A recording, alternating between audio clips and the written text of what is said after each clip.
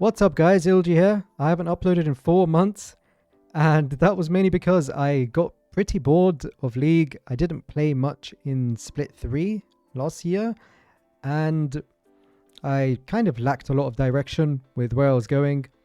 But now I kind of have a better idea and I started playing a bit more this season, thinking about what to do and where to go from here. So first things first, this is me.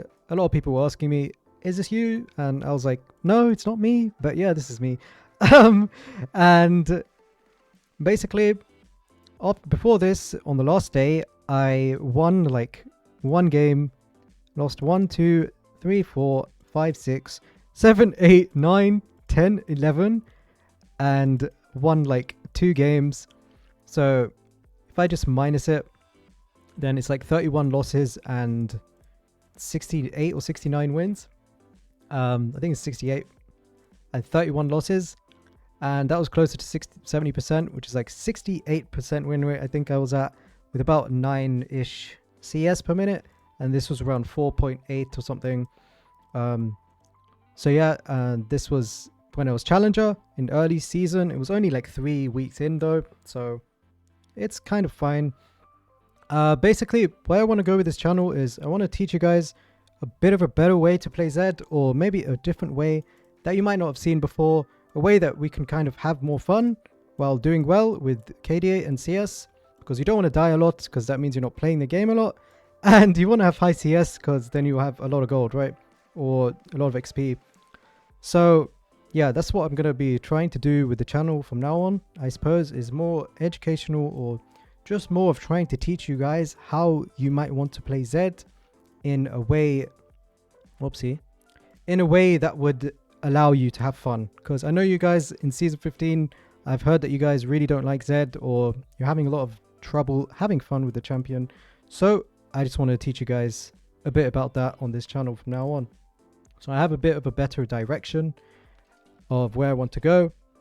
So yeah, the game I'm going to show you today is only a low master game. I think some of them were diamond as well, but mainly low master, and we're going for the decent KDA. Hopefully I can keep this up with the CS. Just going to try and climb this account up to Challenger, and we'll see how it goes. The main goal of the channel and the videos and everything is just to help you guys understand maybe a different way of playing Zed, maybe a way you haven't seen before, and try to help you guys have fun if you want to play the champion. So yeah, let's get into the game. The unseen blade is the deadliest.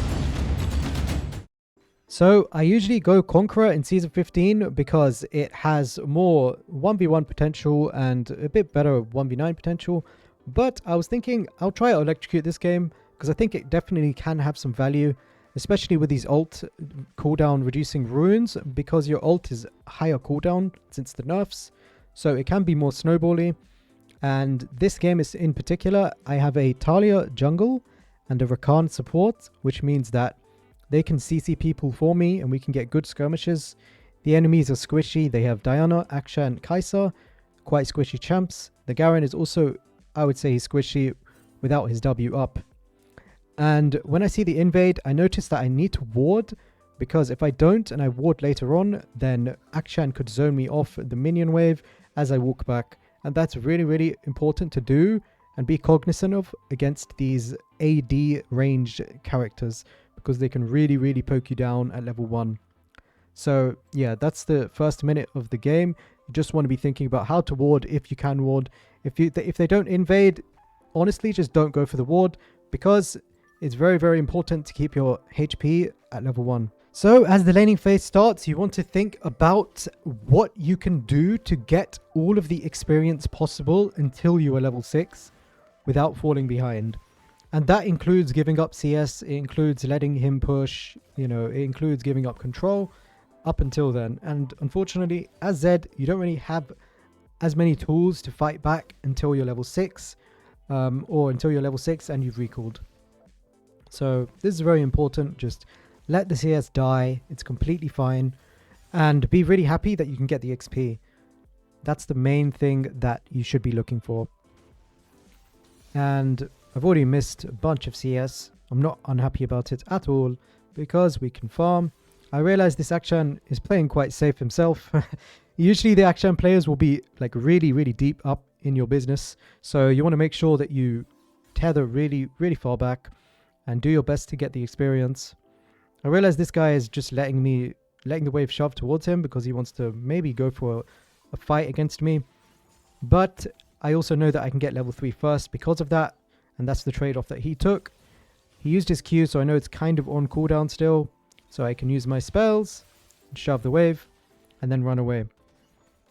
And every single time you use W against Akshan, make sure you run far away. I'm thinking about recalling, but because the first few waves went so well with my HP and my potions, I know that I can stay, I have teleport, and he has ignite. So I can try to trade. He has no Q, so I walk up and I use a WEQ as well on this CS. So you can poke when the enemies go for a CS, it helps you land your Qs better. So watch your CS and when it's low, and then you can go for a WEQ trade. And notice how I walk back and I don't walk up anymore, knowing that Akshan wants the long trades. Akshan wants to look for long and all-in trades against Zed in the early game because I don't have enough damage to kill him and he has higher DPS. So those are things to keep in mind. I missed my WE, but it's fine, we hit the Qs. And as soon as you use your W, just run straight back away. And be very, very careful with your W placement against Akshan. If you're using your W on his side of the lane, he can run you down easily with his jump. So be cognizant of that. Also understand that you need high amounts of HP to take these trades against Akshan in the first place, which means that you need to make sure that you don't get poked. Just like this game, I kind of didn't really get poked in the first few levels. Now I have potions that I can tick. I know that Rakan and Talia are on the right. So a little trick with Rakan here. You use your WEQ on the enemy, and then you walk towards the Rakan, and then he jumps to you. You take the W, he can jump to you again.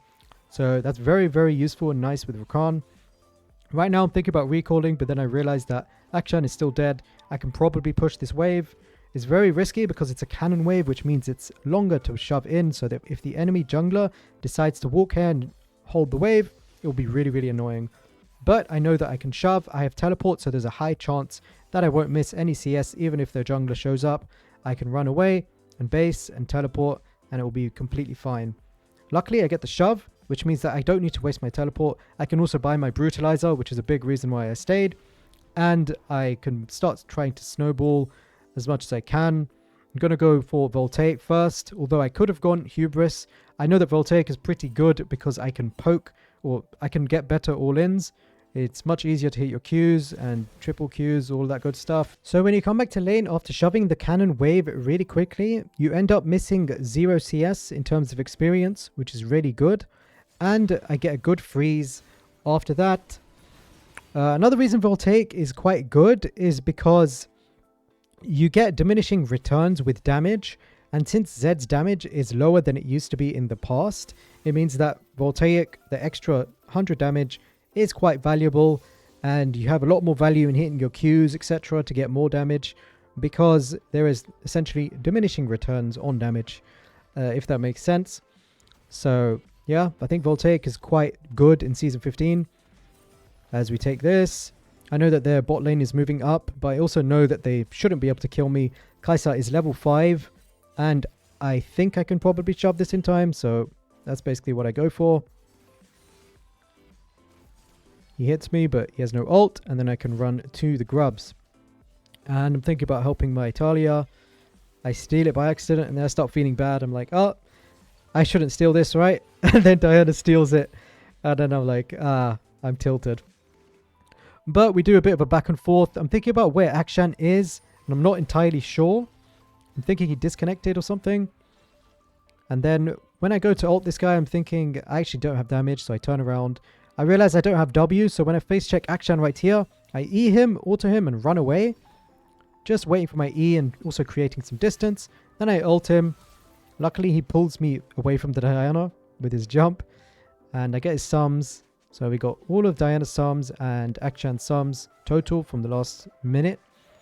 And now I know that I can maybe kill him. When you want to go for a WQW flash, you just want to watch where they're moving and judge the distance on your own. You can practice the distance kind of thing in practice tool. If you have trouble judging your distance with the WQW flash auto E, go into practice tool, see how it goes. I think it's actually quite useful to do that and get some practice if you are actually struggling with knowing the distances and such. And now we base, we teleport. I buy these boots because I think they are actually better than Ionian boots. And I ping him off because I want to kill, which I get, which is really, really nice. And I think these boots are better than Ionians because once they upgrade, they're very, very good. The empowered recall is always quite good, and I'll show you how it works as well a bit later on. I realized that my team doesn't really need me because we have bot lane. And then I run back knowing that I can get the cannon's experience. Like so, 95 XP. And that's very, very important. And now I'm waiting. I don't want to shove because I know that Rakan is coming. And my ult is coming back up because of my runes that I have. Knowing that it's coming up, I don't need to be scared. Even though I don't need it, it's really nice that it's up already. Otherwise, it's a bit more annoying if you have runes like Conqueror without having your ult up as much. And now I go to push this knowing I have ult and I don't need to be too scared of the Diana. I'm thinking about killing Garen. If the Jace cancels the Garen's base, I can probably go there and just get the kill. And I walk up. I'm a bit scared knowing that Garen could probably one-shot me, but luckily he uses his spells all on the Jace. And I'm able to KS this, I think. Right? Yeah. We KS this. And right here with the empowered recall, I see my wave is a cannon wave. I recall straight away knowing that I can get items. I could have even waited for a longsword, but I just wanted to show you guys how this works. You recall quickly, you get the home guards, and you run back to lane. And when I did that, he's shoving as fast as he can using his dash and everything, but I only missed 1 CS worth of experience. So it's very, very important to kind of, you know, I mean, I missed the cannon, but, you know, think about the boots that you want to go.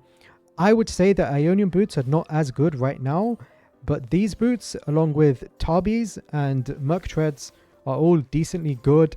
If they have a lot of AP, you go Mercs. If they have a lot of AD, then you go Tabis. It's quite straightforward. Or you go these boots.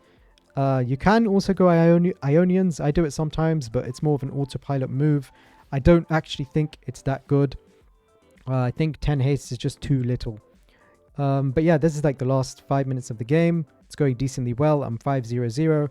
Hopefully I don't die and I can carry the game. But then I make a big mistake.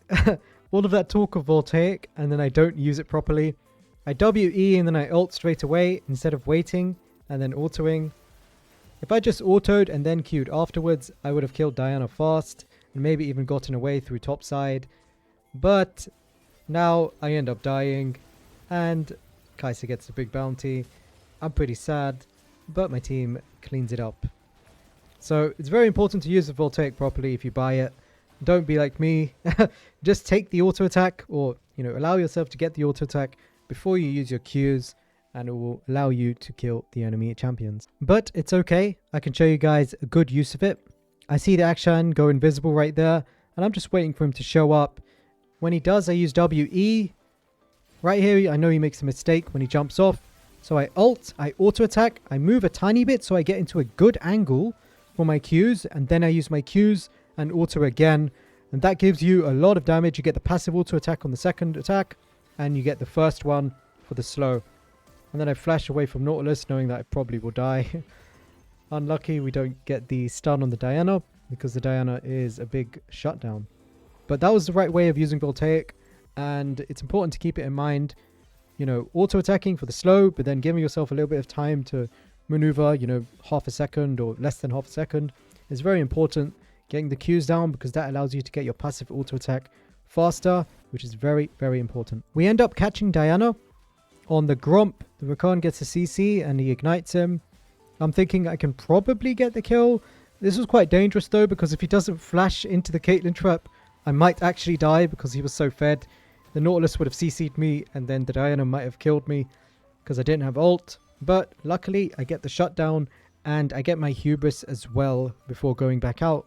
And Voltaic Hubris is very strong as a duo item. As I'm shoving this bot wave right here, I see Diana is trying to check the dragon and he might walk to this bush. So I use my sweeper and take the W as well. Then I'm thinking maybe he's going to go to the Krugs. So I wait.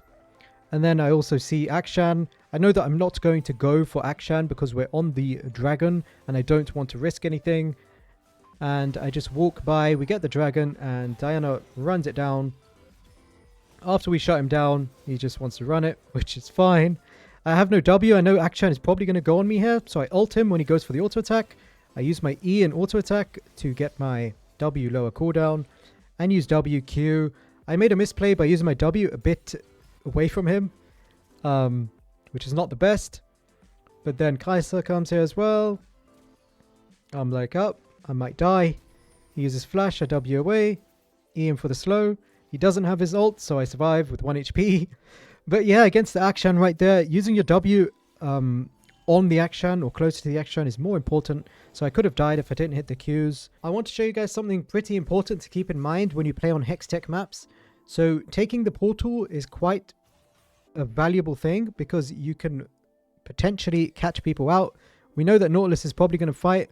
As soon as I see Kai'Sa, I know that I can get the flank by taking the Hex Tech gate where the Nautilus flashes into me and he dies. And that wouldn't be doable if I was just running straight down bot lane. So take the portals and run through the jungle and use it to your advantage. So when you guys are really fed and you have some form of HP like Black Cleaver right now, you can use your W on the wave and you can bait people into you. Even without HP, you could do this.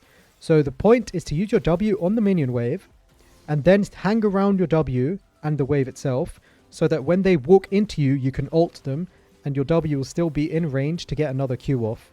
And they don't expect your damage because a lot of people think that when Zed uses W, he's just completely vulnerable, right? But it's not true. If you use your W and you run back to your shadow, you can have a fist fight around it. And right here, Akshan tries to kill me. I'm like, well, I'm dead. But then Rakan saves me. And then I try to stand in a straight line. I get confused by the Caitlyn ult. I see Garen. And then I just jump away. So yeah, I end up escaping. Knowing that I can use my recall and my teleport is very, very useful. Garen might have actually caught me if I didn't have the quick recall. Teleport straight onto my Jace's one because that would maybe think that there's only... or make them think that there's only one teleport. And we just go straight in and just simply clean it all up. And now we're looking to fight around Atakan. I want you guys to really understand how I'm playing. I'm not playing too aggressive even though I'm really fed. Just waiting around. I see that Rakan gets the CC, so I use my WQ. I'm very, very patient. As soon as I see Garen is about to Q me, I take my ult shadow. So I make sure that I don't take too much damage and I don't die. Because the point is to do your best to not die, but kill people at the same time. So we get a couple kills and we end up getting Atakan. And something here to keep in mind as well, as I steal the Jace to CS. When you are doing objectives like Atakan or Herald or Grubs maybe, or Baron even, you can go to a side lane and keep pushing while your team has enough people to do it. So right now we have Caitlyn mid, and I knew this wave wouldn't crash, so I end up going for another wave. But I think that Kai'Sa is coming bot, so I run away, even though I could greed for the tower. And this is important. Even though he ended up not being there, it's pretty important to make sure that you play like this, just so you keep yourself alive. And I know he doesn't know that I'm in there, but we get the local gold, take the QW so that I get his bone plating, and I'm thinking about waiting for level 16, but I just go straight in knowing that I can probably kill him while he's going round and round, and we get the kill. And we're really, really fed. So on this recall, I'm going to be able to get my Death's Dance. So with late game Zed, you want to use your melee range E's to reduce your W's cooldown. And I'll show you a bit about how to do that in this team fight. I know that people are probably in the bush, but I have a team behind me, so I'm not scared. I missed the first E, and then I hit this one. So that's 1 E, and then 2 E's. So my W comes back up, and then I can use my W on the Kai'Sa, and I already have another W up because I E'd Kai'Sa twice as well. So in the late game, keep in mind that getting your melee range E's is very, very nice. Combos like WW Auto E in spaces where you won't die is very important to go for. And I know that my team does not need me on Baron. So again, you want to make sure that you go for these side lane waves when you can. As I'm shoving top lane, I see people mid and Akshan just walks up, which means we can just jump straight on him and he's dead. and we shove. Notice that I do have Black Cleaver and Death's Dance, and I'll show you why Death's Dance is really good actually. The Garen is about to flash on me, which is a bit of a spoiler, but you'll see. I'm thinking I'm really strong, you know, I'm feeding myself, it should be fine. I'm not too scared of this guy, right? But then he flashes, and he ignites me, and he ults me. Without Death's Chance, I'm instantly dead. So I survive with 200 HP. I end up going and taking the blue buff for myself. I know I have teleport, and I just want to get some farm. But yeah, like, it's very important to go these tanky items, honestly. In Season 15, the Bruiser kind of items are stronger, but that doesn't mean you have to play full Bruiser. For example, this game, I did go Voltaic into Hubris, which means I was kind of Assassin for the early parts of the game, and then I transitioned into a more tanky build. And usually you would go more instead of Axiom right here, but I don't think they have much AP damage, so I'm not scared of that. And I teleport back in. And I think I kill this Akshan. I just W out away.